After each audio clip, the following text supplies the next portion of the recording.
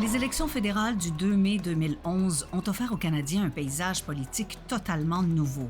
Les conservateurs menés par Stephen Harper obtiennent leur première majorité depuis leur accession au pouvoir 5 ans plus tôt. C'est néanmoins la performance du NPD qui change la donne. Spring is here, my friends, and a new chapter begins.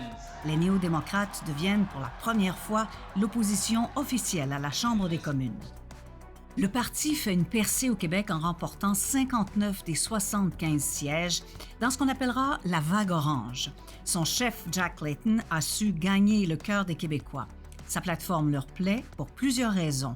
Respect des compétences provinciales, ouverture aux réformes constitutionnelles et un engagement à reconnaître une majorité de 50 + 1 à l'issue d'un référendum sur la souveraineté du Québec. Layton se démarque lors du débat des chefs en français et se fait remarquer lors de son passage à la populaire émission de Radio-Canada « Tout le monde en parle ». Les néo-démocrates ont également profité de l'effondrement du vote libéral et bloquiste. Leurs chefs, Michael Ignatieff et Gilles Duceppe, ont été défaits dans leurs circonscriptions respectives. Toutefois, les réjouissances sont de courte durée pour les néo-démocrates. Jack Layton succombe à un cancer 3 mois plus tard. Son bras droit, Thomas Mulcair, ancien ministre libéral au Québec, devient chef en mars 2012. Lors des élections fédérales suivantes, en 2015, le NPD adopte des positions davantage centristes, plus éloignées de sa gauche habituelle, en optant notamment pour la réalisation de budgets équilibrés au détriment d'investissements dans des programmes sociaux.